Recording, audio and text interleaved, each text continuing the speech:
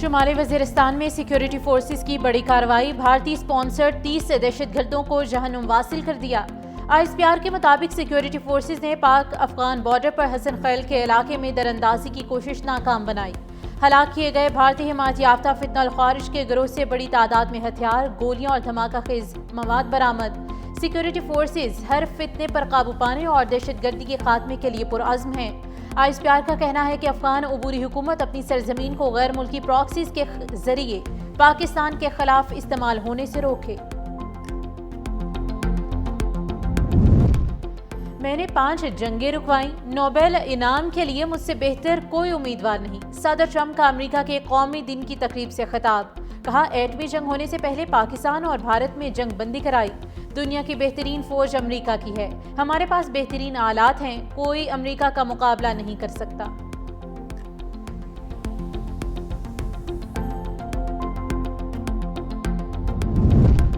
वज़ीर-ए-आज़म शहबाज शरीफ ECO सरबरा इजलास में शिरकत के लिए शोशा कारा बाग पहुँच गए। फजोली हवाई अड्डे पर आज़रबाईजान के वज़ीर सकाफत आदिल करमली और आला हुकाम ने वज़ीर-ए-आज़म का पुरतपाक इस्तकबाल किया। शहबाज शरीफ की रुकन ममालिक से तिजारत, ट्रांसपोर्ट और तवानाई के शोबों में ताउन पर बात होगी। वज़ीर-ए-आज़म इलाकाई और आलमी उमूर पर पाकिस्तान का नुक्ता नज़र पेश करेंगे।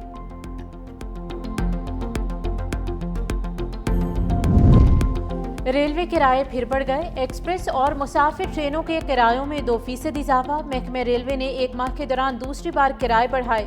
18 जून को भी मुसाफिर और माल बरदार ट्रेनों के किरायों में इजाफा किया गया था।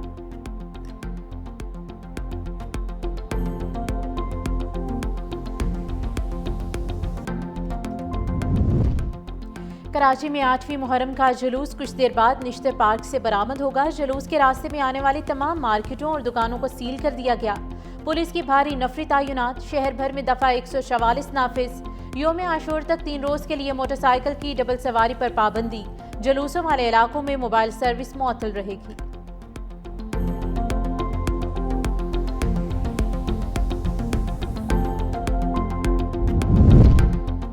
लाहौर में 2 मुख्तलिफ मुकाबलों में 3 डाकू हलाक। CCD कोतवाली का थाना शफीकाबाद की हदूद में मुबैना मुकाबला।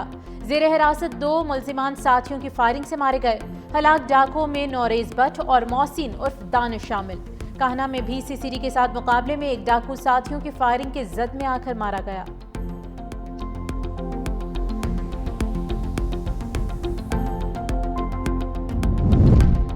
मुल्क के बेशतर इलाकों में आज बादल बरसने का इम्कान। सिंध, जनूबी बलोचिस्तान, बालाई KP, जनूबी पंजाब और कश्मीर में बारिश मुतवक्के।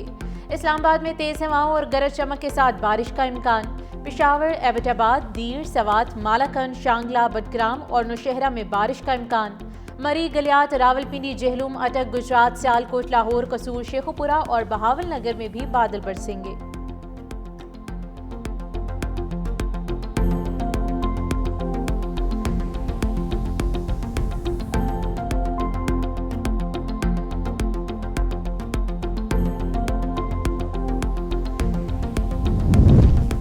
और लाहौर के इलाके जोहर टाउन में शेर का खातून और बच्चों पर हमला, जख्मी तिब्बी इमदाद के लिए जिना अस्पताल मुंतकिल।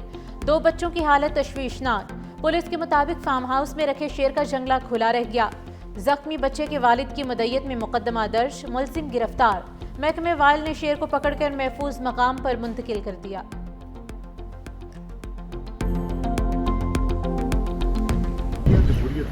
अगर आप उसके अंदर वल्गैरिटी लाते हैं तो ये जमहूरियत दुश्मनी है। और फिर ये कहते हैं कि ये 45-47 का झगड़ा, टोटल 37 पिटिशंस है तुम्हारी और उसमें से 12 तुम्हारे खिलाफ। अगर आपको इतराज़ है तो माता है इसमें बैठे मत। I will not allow this to happen in my house. जो लोग अपने आइन की पासदारी हल्फ की नहीं कर सकते, राइट, उनको उस हाउस का रुकन जिसको उन्होंने हल्फ उठाए रहने का कोई हक नहीं। आइन की खिलाफ वर्जी की किसी सूरत बर्दाश्त नहीं की जाएगी। आइन से मुनहरिफ होने पर आइन में नाअहली वाजिब तस्वुर की गई है। स्पीकर पंजाब असम्बली मलिक अहमद खान की इलेक्शन कमीशन हुकाम से मुलाकात, कहा 26 अपोजिशन अरकान के खिलाफ पहले ही रेफरेंस दायर हो चुका है। आज सिर्फ इलेक्शन कमीशन से कुछ अहम कानूनी मामला पर राय लेना आया था। जो लोग गालियां दें, तोड़ फोड़ करें, वो किसी रायत के मुस्तहिक नहीं। PTI वालों ने फार्म 47 का तमाशा लगाया हुआ है।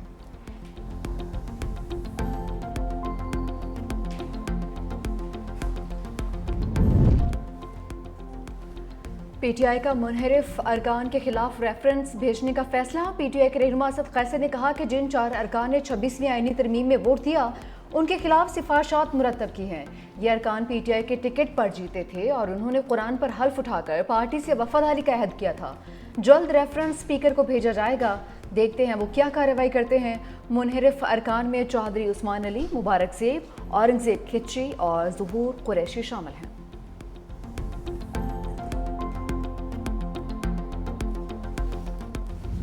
नज़र आया है और ईरान को एक कामयाबी नज़र आई है। इसमें प्राइम मिनिस्टर साहब का बड़ा रोल है और इसके पीछे भी वर्दी है।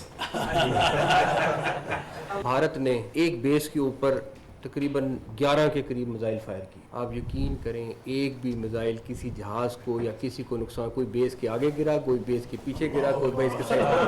आर्मी चीफ उस वक्त बिल्कुल सॉलिड खड़े हुए थे, कोई उनको परेशानी नहीं थी और बिल्कुल क्लैरिटी के साथ थे कि इन्होंने हमारे पे हमला किया तो ये उससे 4 गुना ज़्यादा भुगतेंगे और उन्होंने भुगता। ईरान इसराइल सीज फायर के पीछे भी वर्दी है। जंगबंदी में वज़ीर आज़म शहबाज शरीफ का अहम किरदार था। वफाकी वज़ीर दाखिला मोहसिन नकवी के उलमा कराम के साथ प्रेस कॉन्फ्रेंस। वफाकी वज़ीर ने कहा, भारत के खिलाफ जंग में अल्लाह की गैबी मदद पाकिस्तान के साथ थी। भारत ने हमारी एक एयरबेस पर 9 से 11 मिसाइल फायर किए, लेकिन कुछ मिसाइल बेस से पहले और कुछ आगे जाकर गिरे। किसी मिसाइल से पाकिस्तान के किसी जहाज या एयरबेस को नुकसान नहीं पहुंचा। आर्मी चीफ सीना तान कर खड़े थे, उन्हें कोई परेशानी नहीं थी। जब पाकिस्तान ने जवाबी हमला किया, हमारे तमाम मिसाइल निशाने पर लगे। पाकिस्तान ने भारत में किसी भी जगह शहरी आबादी को निशाना नहीं बनाया। वफाकी वज़ीर ने मुहर्रमुल हराम में मजहबी हम आहंगी की ज़रूरत पर जोर भी दिया।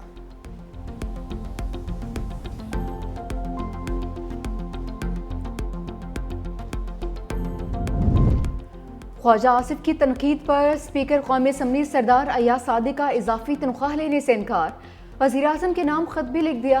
स्पीकर ऑफिस ज़राए के मुताबिक सरदार अय्याज सादिक ने लिखा, मेरा तनख्वाह से कोई ताल्लुक है, ना ही दिलचस्पी है। तनख्वाह बढ़ाने का फैसला वज़ीर आज़म और वफाकी काबीना का इख्तियार है। बेशक मेरी तनख्वाह ना बढ़ाएं, मेरा कोई मुतालबा नहीं है। अय्याज सादिक ने ख्वाजा आसिफ के इल्ज़ामात का जवाब देने से भी गुरेज किया। स्पीकर की तनख्वाह में इजाफे के मुतालिक हतमी फैसला अब वज़ीर आज़म करेंगे।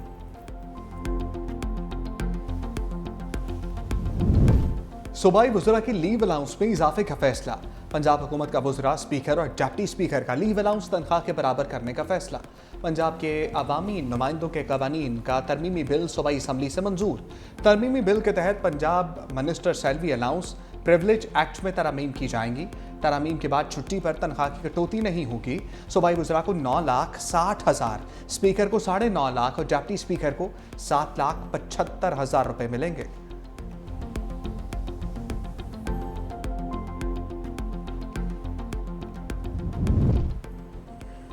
हुकूमत ने कौमी बचत स्कीमों पर शरह मुनाफा में मज़ीद कमी कर दी। डिफेंस सेविंग सर्टिफिकेट्स पर मुनाफे की शरह 15 बेसिस पॉइंट्स कम करके 11.76% कर दी गई। स्पेशल सेविंग सर्टिफिकेट्स पर मुनाफे की शरह में 30 बेसिस की नुमाया कमी, मुनाफे की शरह 10.6% पर आ गई। इस्लामिक सेविंग अकाउंट में मुनाफे की शरह कमी के बाद 9.75% कर दी। शौदा फैमिली वेलफेयर अकाउंट पर मुनाफा 24, जबकि रेगुलर इनकम सर्टिफिकेट पर मुनाफा 20 बेसिस पॉइंट्स कम कर दिया गया है। नून लीग के सीनियर रहनुमाओं का पीटीआई को एहतजाजी सियासत छोड़कर मुज़ाकरात का मशवरा।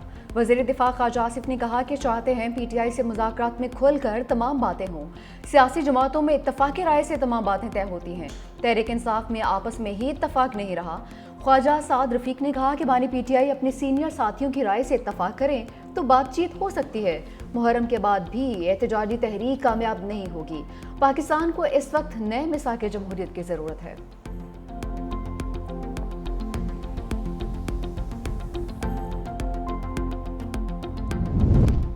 बानी पीटीआई ने कहा, उनसे बात करें जिनसे ट्रंप बात कर रहे हैं। हुकूमत से बात करने का कोई फ़ायदा नहीं क्योंकि उनके हाथ में कुछ नहीं। अलीमा खान की मीडिया से गुफ्तगू, कहा अवाम 17 सीटों वाली हुकूमत के साथ नहीं। बानी पीटीआई को तन्हाई में डालकर माइनस करने की कोशिश की जा रही है। हज़ारों लोगों पर कभी एक साथ इतने केसेस नहीं हुए, लेकिन मुश्किल वक्त गुजर जाएगा।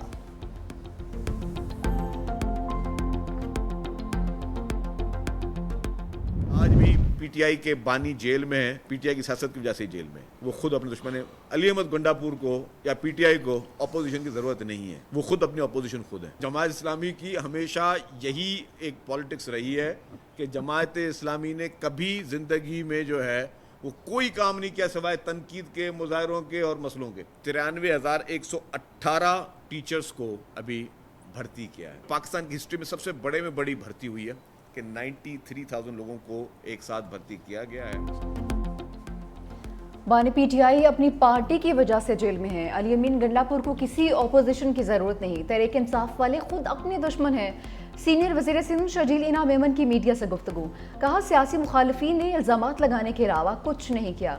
जमात इस्लामी वाले अपना काम करते नहीं हैं, बस दूसरों पर उंगली उठाते हैं।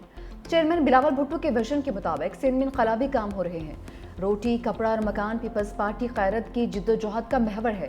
सैलाब मुतासरीन को 21 लाख घर दिए हैं। 4 लाख खानदानों को मुफ्त बिजली दी जा रही है। महकमे तालीम में 93,000 से ज्यादा उस्ताद भर्ती किए। मुहर्रमुल हराम के दौरान मातमी जुलूसों की फुल प्रूफ सिक्योरिटी यकीनी बनाएंगे।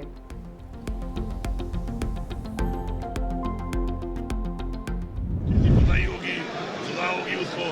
बाकी जो रिक्रूटमेंट कैंपेन है वो विकास बोर्ड होगी।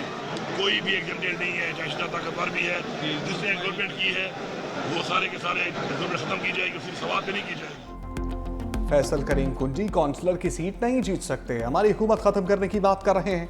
वज़ीर आला खैबर पख्तूनख्वा अली अमीन गंडापुर ने गवर्नर केपी को तनकीद का निशाना बना दिया। कहा सानह इस बात में जिस की कोताही होगी उसे सजा दी जाएगी। कहा कोई कितना भी ताकतवर क्यों ना हो सजा से बच नहीं सकेगा। तजावुज़ात को हर सूरत ख़त्म किया जाएगा। ऑपरेशन में कोई दबाव कबूल नहीं किया जाएगा।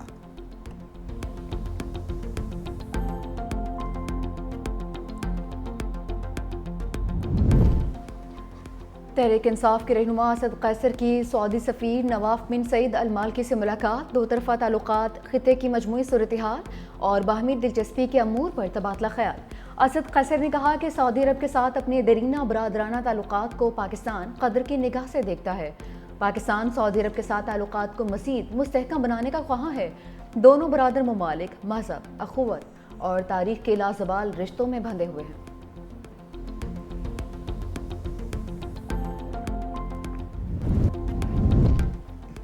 पेशावर हाईकोर्ट का सानिया सवात में गफलत बरतने वालों का जल्द अज जल्द तायुन करने का हुक्म। चीफ जस्टिस पेशावर हाईकोर्ट ने इस्तफसार पर चेयरमैन इंस्पेक्शन टीम ने बताया सवात का दौरा किया है। तहकीकात में मुख्तलिफ महकमों की कोताही सामने आई है। जस्टिस फहीम वली ने पूछा इमरजेंसी रिस्पॉन्स के क्या इंतजामात हैं, खुदा न खास्ता कुछ हो जाए तो क्या ड्रोन फौरी रिस्पॉन्स मुमकिन है। कमिश्नर हजारा ने बताया कि ड्रोन्स लाइफ जैकेट्स पहुंचा सकते हैं। चीफ जस्टिस का ड्रोन्स को टेस्ट करने का हुक्म।